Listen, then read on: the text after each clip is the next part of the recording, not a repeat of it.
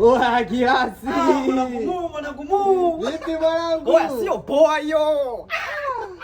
Nakukwambia sio poa. Nipe story. Sio poa. Nipe story. Sikiliza sasa hii ya leo hii. Niambie. Hiyo kipindi hicho niko zangu shule hiyo. Mimi nimesoma ujue mwanangu, mimi zinachaji ankali. Zinachaji. Kweli? Sikiliza sasa hiyo hapo hiyo. Tumetoka kufanya mtihani kama jana yake. Kesho yake mwalimu kaja na ile mitihani tulioifanya jana. Anagawa sasa matokeo sasa hapo. Mwalimu sasa kaja. Sasa leo natoa mitihani kulingana na aliyefaulu. Yaani aliyefeli anaanza, aliyefaulu mwisho. Sisi wanaanzaga aliofaulu. Alafu baadaye ndio waliofeli. Sasa mwalimu siku akasema anaanza na waliofeli. Waliofeli afu walifaulu mwisho. Mimi yake hapo wa kwanza ndo mshindi hapo. Oya sio poa. Ile wa mwisho kuitwa ndo mshindi.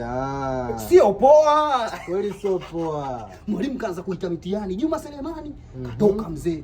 Kaikwa chini kalambwa zake. Unajua hao ndo waliofeli. Kaitwa Jennifer, siji kaitwa nani? Oya mitihani mzee katikati pale. Mbona siitwi? Ndio ujue sio poa mwanangu, nimetugaza kwa backbench hapo. Wameitwa imebaki mitihani miwili. Acha. Sio poa. Wewe bado hapo hujaitwa. Mimi nashangaa sijaitwa mzee. Kweli ulikuwa kichwa mwanangu. Sio poa mwanangu, akaitwa mtu mwingine mzee. Papo kabaki mtihani mmoja. Baki peke yako darasa zima. Darasa zima wananiangalia mimi mwanangu. Sio poa, nimevurugwa mzee. Sio poa hiyo. Vipi? Nimetulia mara mwalimu akaita kilasi. Acha. Ile kusimama wanafunzi wamepiga makofi wote. Wewe sio wa kwanza sasa. Sio poa hiyo.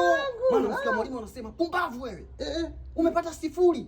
Nilijua ni kwanza afu nimesahau mtihani wewe wa mwisho. Oya sio poa hiyo. Mbona umepata 0 bwana? Sio poa hiyo. Kama umesema zinachaji sasa. Oya sio poa hiyo. Oya kilasi.